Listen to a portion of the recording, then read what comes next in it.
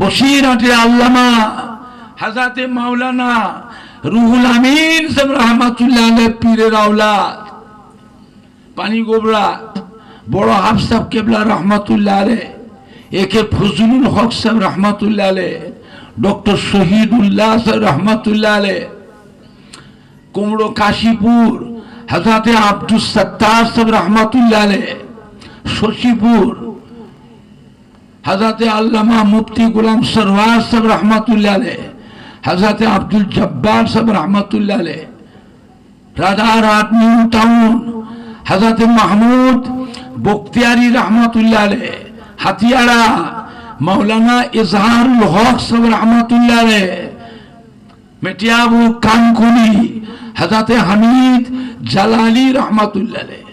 চিনতে পারছেন না? এই চ্যাংড়া গুণ চিনতে পারছে? কত করে কে শেখাবে? বিশেষ বিশেষ নাম করে বলছে চিনতে, এই যুবকগুলো চিনতে পারছে? সম্মান আছে, এরা বুঝবে বাগানটা কি কষ্ট করে সাজিয়েছে, খেয়ে না খেয়ে উপোস থেকেছে, না খেয়ে চলে গেছে, এইরকম করে সাজিয়েছে বাগানটা, এত কষ্ট করেছে। আজ এসেছে আপনাদের শিমুলিয়া গ্রামে তাদের পীরের আওলাদ, পীরের আওলাদ শিমুলিয়া গ্রামে এসছে।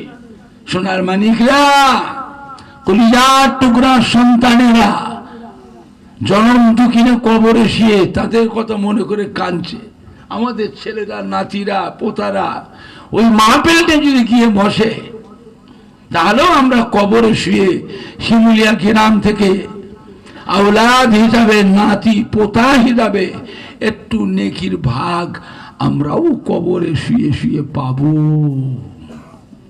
আমরা জানি আল্লাহ নেক বান্দাদের সাথে গুনাহগার বান্দারা যেসে যদি বসে, নেককারদের উসিলায়, আল্লাহ ওয়ালাদের উসিলায়, নামাজি বান্দাদের উসিলায় গুনাহগার বান্দার গুনাহকে আল্লাহ পাক দয়া করে মাফ করে দেয়। জোরে বলেন না সুবহান। দোয়া দরকার আছে না নাই? কে করবে? কে করবে? নিজের জমির ফসল খাওয়া, নিজের বাগানের গাছের ফল পেড়ে পেড়ে খাওয়া আর হাটে বাজারের দোকানে কিনে খাওয়া এক হবে তো? বুঝে নেবার, নিজের জমির ফসল খাওয়া, নিজের বাগানের গাছের ফল পেড়ে পেড়ে খাওয়া। আগের যুগের মানুষ বাগান করত, আগের যুগের মানুষ বাগান কিনে খাবে ছেলেরা নাতিরা, কচি খাক পাকা খাক, নাতিরা ছেলেরা খাবে, পরের ঘাসে হাত দেবে, ছোট বড় কথা বলবে। আমার ছেলে আমার বাগানে ফল খাবে, আমার নাতিরা আমার বাগানের ফল খাবে। কচি খাক আর পাকা খাক নষ্ট করে করুক গে যাক, অপরে থেকে কিছু বলবে কেন? বলবে আমার বাগানে আমার নাতি, তোমার তা ঠিকই। কথা বুঝতে পারছেন না? পাচ্ছেন না? আর হাটে বাজারে কিনে খাওয়া দুটো এক হবে তো?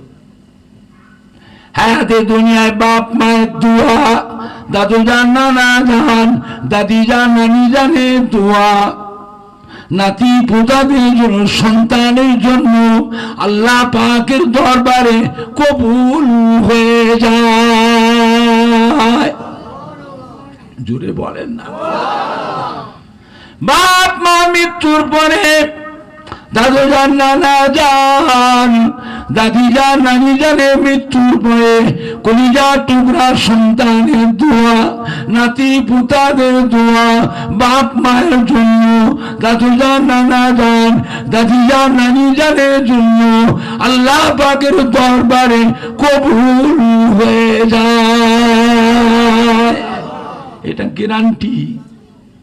কার দোয়া লাগবে না লাগবে বলতে পারবো না। এত সুখ ভোগ করছে, এত উন্নতি করেছে কার দোয়ায়? কার দোয়া পেয়েছি না পেয়েছি বলতে পারবো না। নিজের জনম দুঃখিনী মায়ের দোয়াটুকু তো পেয়েছি, নিজের জন্মদাতা বাপের দোয়াটুকু তো পেয়েছি। নিজের নানা যান, দাদি যান, দাদু যান, নানা যান,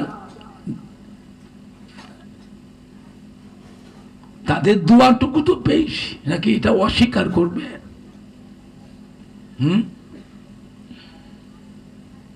সন্তান হয়ে, নাতি হয়ে তাদের জন্য কিছু দায়িত্ব কর্তব্য আছে না নাই? এসো সবাই মিলে বসি। আমার আব্বা যান হযরত ছোট হুজুর পীর কিবলা রাহমাতুল্লাহ আলাইহি আমাকে একদিন ডেকে বলেছিলেন, ছোট হুজুরকে চেনেন না? দেখেন কি গো, আমার আব্বা যান আমাকে একদিন ডেকে, হ্যাঁ ওমর এদিকে আয়, বাপ হিসাবে তোকে কয়েকটা নসিহত করি, উপদেশ দিই, যতদিন বেঁচে থাকবি মনে রাখবি। বাপের নসিহতটা যতদিন বেঁচে থাকবি মনে রাখবি। সারা বছর জালসা মাহফিল করছিস, সব গ্রামে যাচ্ছিস, তোর দাদুর মুড়িদের ছেলেরা, তোর দাদুর খলিফার মুড়িদের ছেলেরা নাতি নাতকে বড় শখ করে, মহাব্বত করে, দাওয়াত করে করে নিয়ে যায়, নিয়ে গিয়ে খুব মহব্বত করে, আদর যত্ন করে, ভালো মন্দ খাওয়ায়, ভালো মন্দ খাওয়াই রে, কত নজরানা দেয়। সব বাড়ি বাড়ি গিয়ে, গ্রামে গ্রামে, প্রতিষ্ঠানে প্রতিষ্ঠানে গিয়ে সব দোয়া করে আসছিস। তোর নিজের বাড়িতে দোয়াটা কে করবে?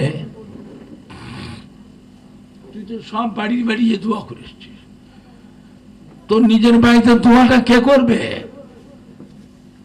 বাপ হিসাবে বলে গেলাম, যতদিন বেঁচে থাকবি বাপের এই ওসিয়তটা, উপদেশটা মনে রাখিস, বাড়িতে মিলাদ দিবি, খাস মিলাদ বাড়িতে দিবি, আর আমার মাদ্রাসার ছাত্রগুলো দাওয়াত করে নিয়ে এসে খাওয়াবি। আমার মসজিদের মুসল্লি যারা এই গরমের সময়, এই বর্ষার সময়, এই শীতের কনকনে ঠান্ডা শীতে যারা ঘর থেকে এসে আমার মসজিদে নামাজ পড়ে, ওদের ঘরে দাওয়াত করে খাওয়াবি, ইমামকে মুয়াজ্জিনকে খাওয়াবি। কি সুন্দর কথা দেখেছেন? মসজিদটা আবাদ থাকবে কি করে? মসজিদ তো সুন্দর করেছে, মুসল্লি নেই, মুসল্লি নেই। ওই মসজিদে মুসল্লিগুলোকে দাওয়াত করে খাওয়াবি, ইমাম মুয়াজ্জিনকে খাওয়াবি, আমার মাদ্রাসার ছাত্র হাফেজ সাহেবদের খাওয়াবি, বুঝছিস?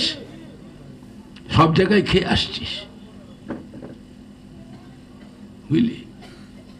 আর নিজেরা তো পারবি না, ছেলে মেয়ে নাতি পুতা ঘাস কাটা ব্যবসা কারখানা দোকান নিয়ে বাবা ঝালাপালা হয়ে যাবে। ফিলাক্স নেই, ফিলাক্স, ফিলাক্স বলছি আমি।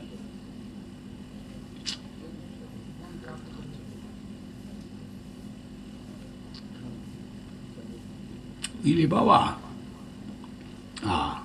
নিজেরা তো পারবি না, আমার মাস্টার ছাত্রদের দিয়ে তো ভালো মতো নাস্তা করাবি, ওদের ঘরে ভালো করে নাস্তা খাওয়াবি, আর ওদের দিয়ে এক খতম দু খতম কোরআন শরীফ পড়িয়ে নিবি। কেন এখন আর বাড়ি বাড়ি কোরআন শরীফ তেলাওয়াত হয় না? কোরআন শরীফ তেলাওয়াত করে দোয়া করলে সেই দোয়াটা আল্লাহ পাকের দরবারে কবুল হয়ে যায়, এটা গ্যারান্টি, কবুল হবে গ্যারান্টি। একটা দিন ছিল প্রত্যেকের বাড়িতে কোরআন শরীফ তেলাওয়াত হতো, অল্প জিনিসে বরকত ছিল, শান্তি ছিল, বাড়িতে কষ্ট ছিল না, খুব শান্তি ছিল। কেন? আল্লাহর কালাম তেলাওয়াত হতো। ফজরের নামাজ বাদ বাড়ি মেয়েরা, বেটিরা, বউয়েরা, ভাবিরা, বৌমায়েরা ফজরের নামাজ পড়ে সব কাজ, বাসি কাজ বাদ দিয়ে কোরআন শরীফ পড়তেই হবে। আগে মানুষ বাড়ি বাড়ি যে ছেলেদের বিয়ে দিত, মেয়েগুলো থেকে শুনতো কোরআন শরীফ কি পড়েছে, পড়তো মা। কথা বুঝতে পারছেন? কোরআন শরীফ পড়ো তো মা, একটু সূরা ইয়াসিনটা পড়ো তো মা, সূরা হাসরটা পড়ো তো মা, সূরা রহমান শরীফটা পড়ো তো মা, সূরা মুজাম্মিলটা, সূরা মুদাসসিরটা পড়ো তো মা, আয়াতুল কুরসিটা পড়ো মা। মানুষ